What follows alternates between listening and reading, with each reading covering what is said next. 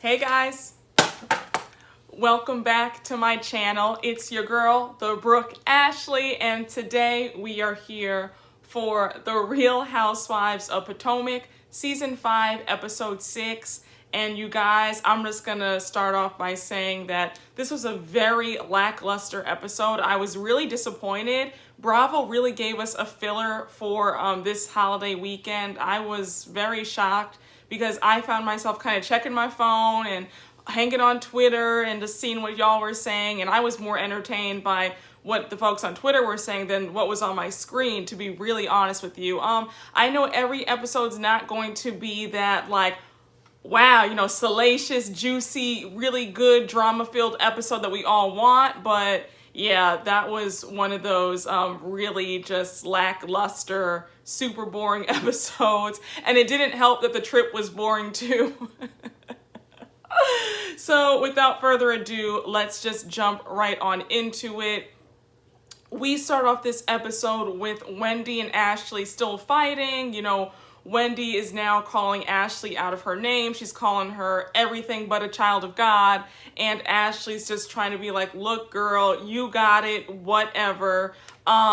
You know, the rest of the girls are just over the fighting and the screaming. They're just kind of trying to diffuse the whole entire situation. Candace starts singing. Candace, nobody wants to hear you sing, okay? Let's just get that out of the way. We don't want to hear it, so just stop it. Eventually, it sort of dies down, and Monique's chef comes out and is like, thank you so much, Monique, for having me and hiring me for the night. I hope you ladies enjoyed the food.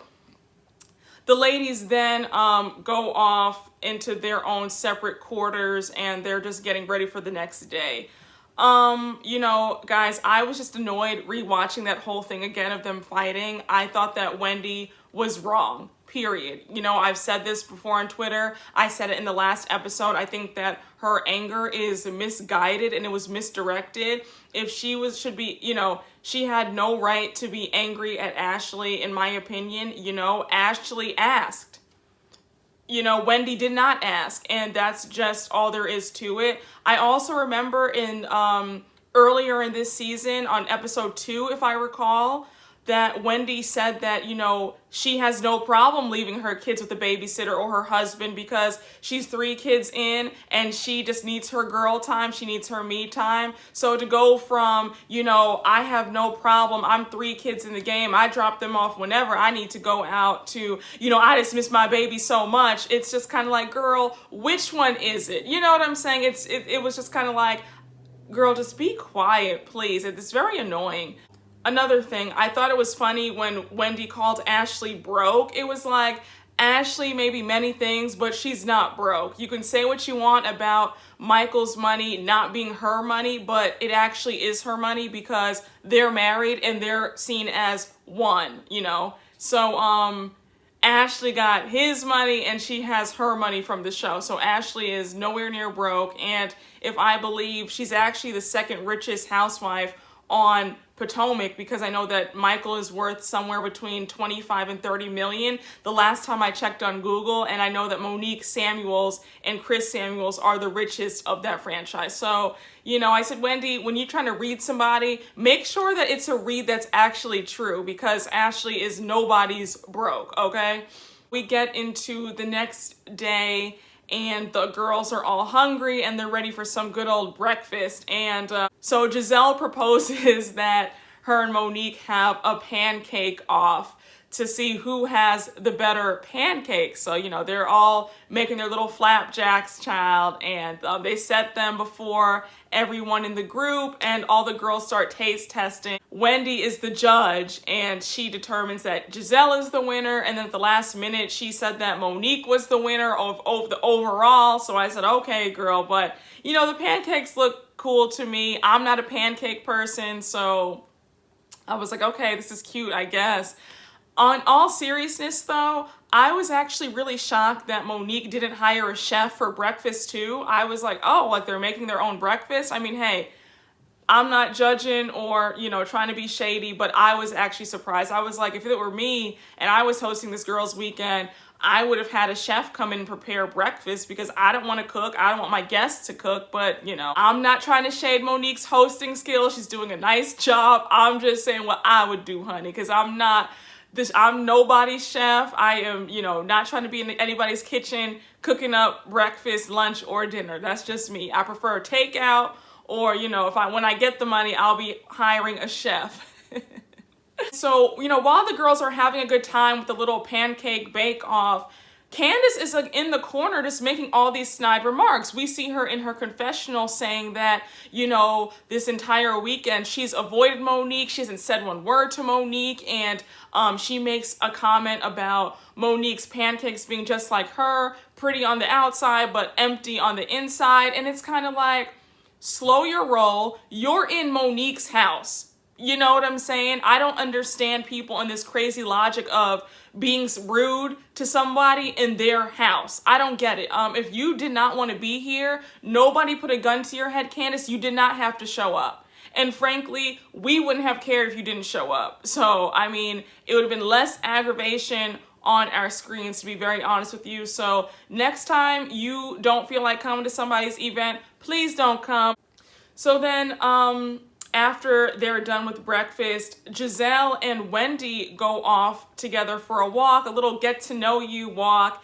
And I find it hilarious that every single time Giselle has a one-on-one with anybody in that group, she is always throwing somebody under the bus. Giselle says, Wendy, you really shouldn't have been mad at Ashley. You should have been mad at Miss Karen, because Karen called you a floozy freelancer. And it's like, my goodness, Giselle, no, she did not. She said, yes, she's a freelancer, but she didn't add floozy. Like, Giselle always has to add some sort of spin to everything. It's so frustrating to watch. It really is. And I'm like, I understand that you don't have a storyline, Giselle, but to just make up things and to just straight up lie, to like cause strife in the group, it's very old and it's very tired, and it's just not cute coming from somebody at your big age. Like, grow up already, please. Like, find some business of your own, girl. Like, damn, like, my God, it's annoying. So after their walk is over, Wendy and Giselle end up walking on over to the other girls, and they're going to be headed out to the dock to go fishing and canoeing. And I was kind of cracking up because some of the girls were complaining, like, oh my gosh, I don't really want to do this. Like, you know, I'm not a fishing girl. Like, you know, Karen and Giselle and Candiace were all like, oh, this is kind of gross. I don't want to do this. Like, you know what I'm saying? And, you know, as they're headed to the dock, Monique, Candiace, and Robin decide to go canoeing, and Karen, Giselle, Ashley, and Wendy end up staying on the dock to fish. Well, they weren't really fishing, child. They were just sitting there and gossiping and just, you know, shooting the breeze. So Giselle, because she just can't help herself, she's like, you know, me and Wendy went out for a walk this morning and we had a really nice time. And Ashley, you were brought up in the conversation. So Ashley's like, oh, how convenient, you know, like you couldn't talk about anything else. You had to bring me up. So, you know, Ashley and Wendy sort of get back into it again, and Ashley's like, look, Wendy, I'm waiting for an apology, flat out. That's just it, because your behavior at dinner last night was deplorable, and you went from 0 to 100 out of nowhere for no reason. So Wendy goes around and around the mulberry bush, and she finally admits that her behavior at dinner was just awful. And so she's like, you know, please, you know, I apologize for calling you out your name because that was unacceptable. That wasn't right. And, you know, I shouldn't have gotten so riled up. I just missed my baby. And like I said earlier in the beginning, Wendy, your anger was misdirected. And I kind of thought that your apology was pretty half-hearted. I thought that you could have given a better apology. I hate somebody who can't apologize and just own up to their wrongs. Nobody is right all the time. We all do and say things that offend someone, you know what I'm saying, whether it was intentional or not. I hate when people say, well, I'm not going to apologize for what I said. No, sometimes you have to apologize for what you said because what you said was just rude. It was just wrong, you know. You just made yourself look like a jackass. And sometimes you just have to say, you know what, I'm sorry, please forgive me, and that's it. Don't try to weasel your way out of giving a real apology. I was just annoyed by the whole thing. And, you know, Karen was cracking me up because in her confessional, she was like, you know, Wendy is a nut. Like, Wendy's behavior goes from two extremes. You know, 1 minute she's cursing, the next minute she's crying, like, oh my God, please forgive me, please forgive me. And it's like, I'm just sick of Wendy's nonsense. I really am. I really dislike her. I'm this close to putting Wendy in my Giselle file where I just have nothing nice to say about her. You get what I'm saying? A few of you guys have asked me what my whole theory is, or if I even have a theory on why Karen really does not like Wendy. I have seen it in several blogs that Wendy has been trying to get on this show since season 1 and was passed over multiple times by the producers. The producers just thought that she just didn't have that star quality. She doesn't have it, but I digress. I wouldn't be surprised if Wendy got on some of these boards that Karen's on to get closer to Karen and to be on this show. I think that Karen doesn't really want to admit the truth to why she doesn't like Wendy, because it's something along those lines. You know, I would not be surprised if Wendy was like harassing Karen about being on Potomac, and Karen was probably like, girl, like, slow down. I don't know you. Like, stop. I'm not saying that that is the reason. This is just my personal theory. I could be way off base. I could be completely wrong, but I would not be surprised if it's something along those lines. Guys, remember, the Real Housewives franchise is the hottest ticket in town when it comes to reality television, and everybody wants to be on the show. They are the highest paid reality TV show, and the exposure that you get and the fame that you get, you just can't compare it to the other reality shows. You know, it is, I would say, the Four Seasons, the Ritz-Carlton, the St. Regis of reality TV, and everybody and their mama wants to be on it. So I wouldn't be surprised if maybe that's the reason why Karen doesn't like Wendy. I don't think that Karen is jealous or threatened by Wendy at all. I'm gonna just say that right now so we can cut that noise out.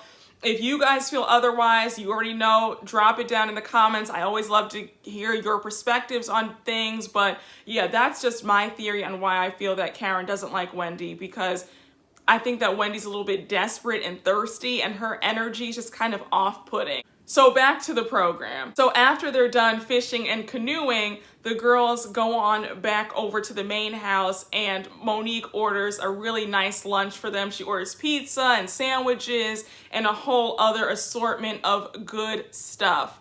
And so while they're eating, a few of the girls make mention to how boring the trip is getting. She's like, we should be having some fun. Like, we're just sitting here looking at each other in silence. And I was kind of laughing like, yeah, I'm really bored watching this. Like, I, in my opinion, thought that Monique should have had a yoga instructor come through, a facialist and a masseuse come through just so they can have a spa day. Like, I just felt like there should have been way more, you know, activities going on. I thought she should have had like a DJ come at some point and like have some music playing. Like, it just seems like a very dry weekend, and Monique has way too much money to have a boring girls trip. I was kind of like, girl, you honestly should have had this girls trip in Miami or Vegas or something, because this lake trip is boring. Like, I found myself yawning at the TV multiple times. So to break up the monotony of the trip, they end up doing a little pageant competition between Ashley and Candiace, because you know that both of them were pageant girls once upon a time. So, you know, Giselle plays like host, moderator, and she's being super shady with the questions. She's just like, Candiace, you know, let's start with you. How does it feel to be so short? And, you know, Candiace comes up with a little answer, and then she's like, Ashley, how does it feel to have a really large forehead? And it's like, you know, even in jest, Giselle can't help herself, and she just has to be shady at every single turn. And I was cracking up when Karen was like, Giselle loves to be shady, but Giselle, let's talk about your stovepipe leg. Karen is hilarious. Like I said, y'all, Karen is the MVP of this franchise, and don't you forget it, okay? She is that girl. So they go on with the little competition, and Candiace ends up being the winner. And then she starts singing happy birthday and them stale 3 notes of hers to Monique. And so the girls are just, having a good time, and they're just laughing and whatever have you. And so then they all break off to get ready for dinner. Child, while they're getting ready for dinner, Candiace gets a text message, child, from one of her friends who works at some strip club or casino. And baby, she finds out that Michael was seen creeping and sneaking with another woman. So while I have you guys here, I was actually just minding my business when I got an alert that Ashley did an interview with Entertainment Tonight a few hours before to this episode dropping. And Ashley admit that Michael did take somebody back to a hotel, and he messed up and had an indiscretion. So everything that Candiace got, in that text message was pretty much true. And Ashley also admit in the interview that her and Michael have an unconventional, and she alluded to having an open marriage. And she kept saying that she related a lot to Jada and Will and their marriage, and that there have been some entanglements going on. So I said, girl, like, oh my gosh, honey, I gotta take a sip of water for that, girl, because I said, child. So Ashley said in this interview that we will all see it play out, and they're going to be discussing, I guess, their arrangement and their unconventional marriage, child. So we just need to stay tuned for what's to come this season. I said, well, is it really an indiscretion then if you guys are open? So Ashley, if you like it, God bless you.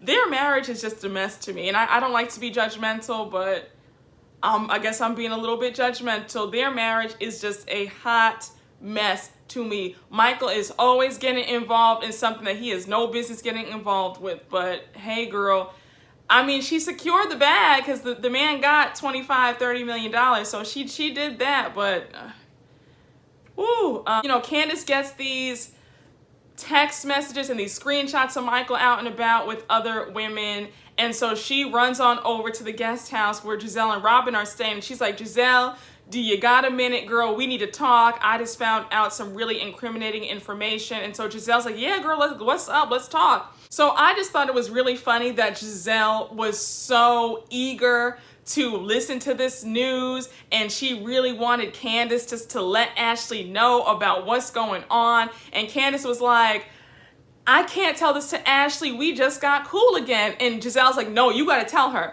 Like, girl, you got to tell her. You got to tell her, because this is really bad news, girl. You got to tell her. And you know that Miss Giselle loves mess, girl. She just loves other people's mess.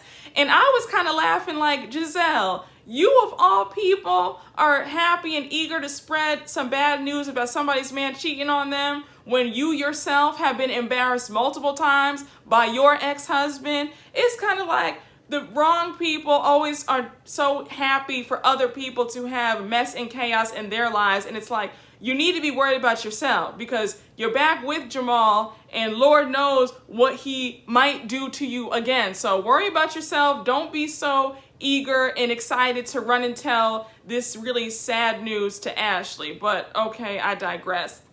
Side note, what was Giselle wearing? That blouse with those stars on it, it was giving me magician. I was like, are you gonna pull a rabbit out of a hat, girl? Like, what are you wearing? But we all know Giselle can't dress worth a damn, so why am I surprised at this point? So they head on over to dinner, and tonight they are actually going out for like a little ladies' night out, and they're just tired of being trapped in that house. So I totally understood their excitement to just finally be out.